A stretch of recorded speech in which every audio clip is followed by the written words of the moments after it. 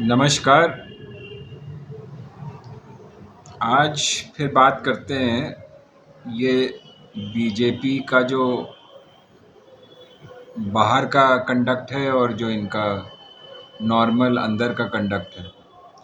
और वही जो महिला आरक्षण बिल है उसी के बारे में बात करते हैं, क्योंकि आज वो पेश हुआ है लोकसभा में। अभी बहस चल रही है।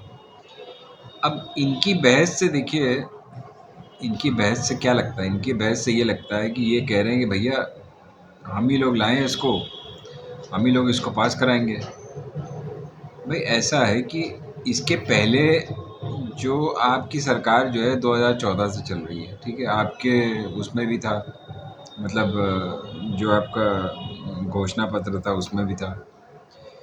दूसरी बात ये है कि कांग्रेस ने ऑलरेडी इसको राज्यसभा में इसके पिछले टर्म में मतलब पास करा रखा है, ठीक है।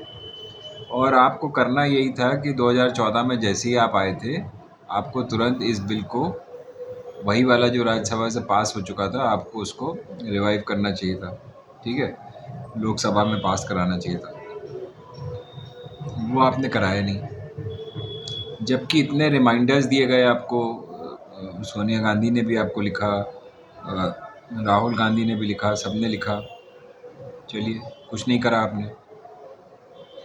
दूसरी दूसरी टर्म आ गई आपकी अब 2019 में, उसके बाद भी आपने कुछ नहीं करा। बल्कि 2018 में राहुल गांधी ने भी आपको पत्र लिखा कि भैया इसको इसको आप पास करिए, मतलब जो हमने राज्यसभा में ऑलरेडी पास किया हुआ है।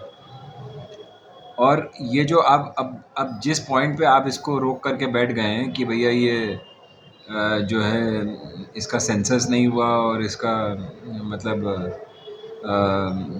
डीलिमिटेशन होना चाहिए तब होगा। तो एक चीज़ बताइए कि 2014 से आप ही की सरकार चल रही है, ठीक है।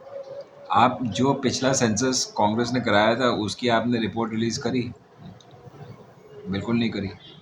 उसके बाद आपने कोई सेंसस कराया? बिल्कुल नहीं कराया। तो इतने साल आप सोते रहे और अचानक आप जाग करके आप बहुत महिला के समर्थक बन गए। आपके आपको अगर आप इतने ही वो थे, महिला हितैषी जो आप दिखाने की कोशिश कर रहे हैं, जो आप हैं नहीं, तो आप उसी टाइम जब आप आए थे उसी टाइम मैंने आपको बता दिया ना कि वही पुराना बिल निकाल के आप लोकसभा से पास कराते, बात ही ख़त्म हो जाती। उसमें भी यही बिल्कुल था, मतलब एसटी एससी के लिए भी उसमें मतलब जगह छोड़ी हुई थी। और कुछ कुछ आपको ऐड करना था तो वो आप कर देते, वो आपने किया नहीं।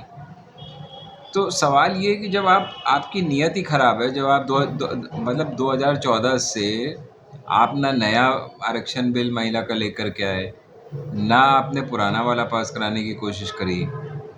मतलब आप लोग आपको कहते रह गए मगर आप सोते रहे।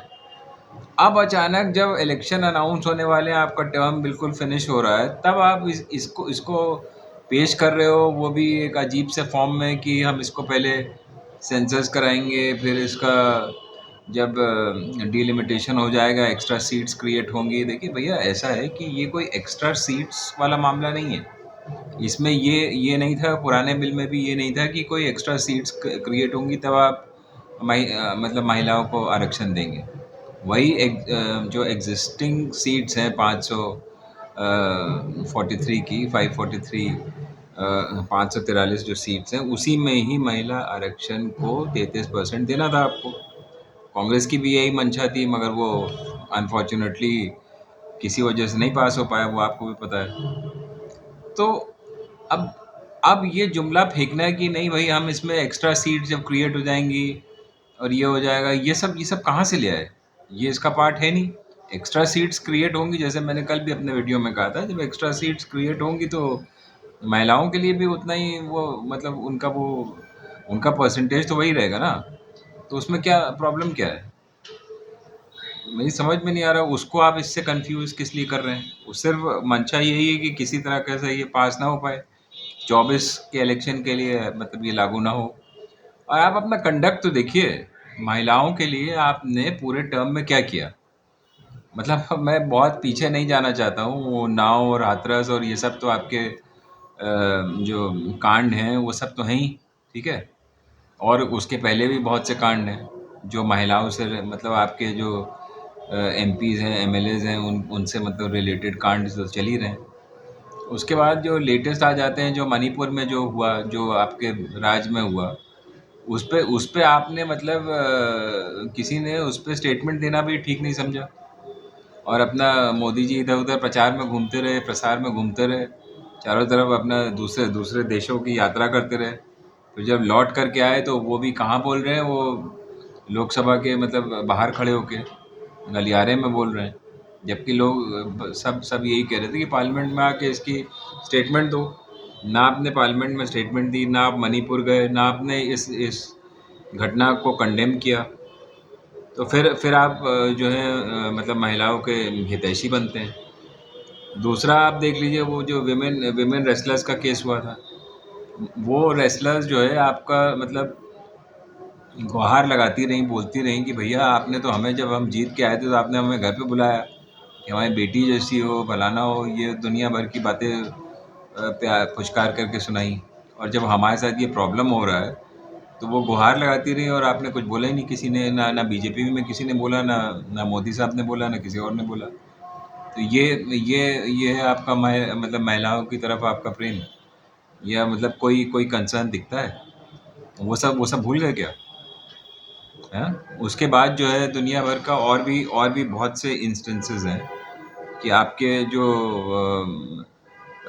मंत्री जिसको आप मतलब बचाते रह गए, उसको भी मतलब उसको आपने बेल मिल जाने दी, जो अभी अभी आपका एमपी बन के घूम रहा है यूपी से जो है। तो इतने इंस्टेंसेस हैं। उसके अलावा भी कितनी जगह पे प्रॉब्लम्स होती हैं, कहीं कुछ होता है, कहीं कुछ होता है। तो मोदी साहब की तरफ से तो कुछ भी मतलब कोई बोलना भी नहीं बनता है। बिल्कुल वो चुप से बैठे रहते हैं। तो अचानक आपका ये प्रेम कैसे जाग गया? और जाग भी गया तो फिर उसके लिए आप क्रेडिट क्या ले रहे हो? भाई हमारी समझ नहीं आ रहा है। भाई मैं बता रहा हूँ ना, आपका कंडक्ट ये नहीं दिखाता कि आपको वाकई में उनकी कोई फिक्र है। और जब आप उसको इंट्रोड्यूस कर भी रहे हो तो राइडर के साथ कर रहे हो कि भैया ये तो अभी अभी तो लागू नहीं हो सकता। क्यों नहीं हो सकता?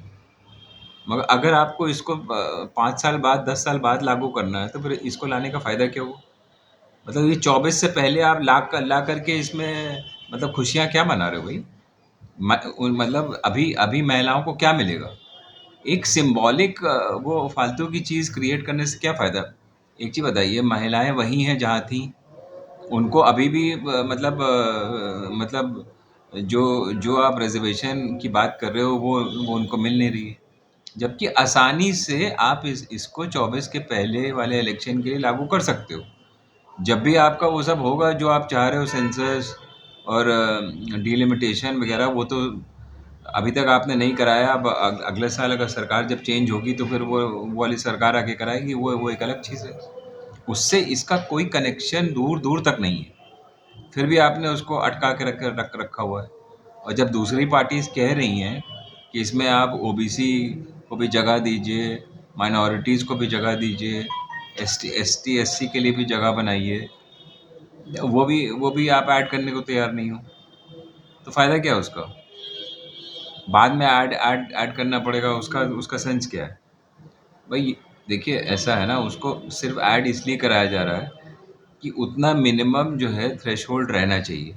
मतलब उतना मिनिमम जितना भी परसेंटेज ऐड होगा, उतना मिनिमम। अब जैसे 1/3 और 1/3 आपने एसटी एससी के लिए कर दिया, तो आपको उसी में से या उसके अलावा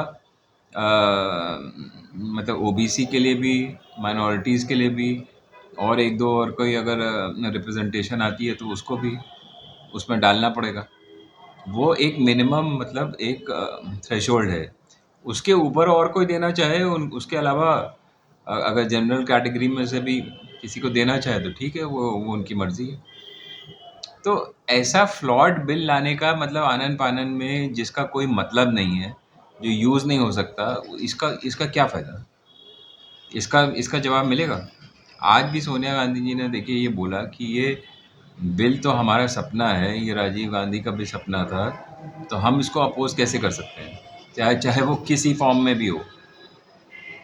मगर प्रॉब्लम ये है कि उसका आप मतलब ऐसे इम्प्लीमेंट करना चाहिए कि तुरंत उसका फ़ायदा हो। ऐसा कोई बिल होता है जिसका मतलब प्रभाव जो है वो 10 साल बाद मतलब वो लागू होगा? कभी कभी सुना है? और क्यों ऐसा बिल आप मतलब अभी अभी पास कराएँगे? भई अगले साल ये लोकसभा खत्म हो जाएगी, डिसॉल्व हो जाएगी।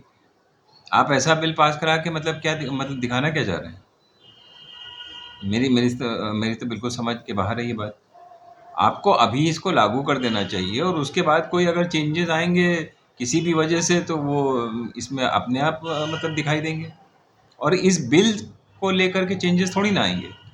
वो तो मतलब इन जनरल सेंसस होगा, डिलिमिटेशन होगा तो वो तो सबके लिए है। कोई महिलाओं महिलाओं के लिए अलग से थोड़ी ना वो। तो ये सब जो है ना हथकंडे अब मेरे ख्याल से छोड़ देने चाहिए बीजेपी को, इसके सरकार को। दुनिया भर के जो क्रेडिट लेने की होड़ आप लोग लगाए हुए हैं।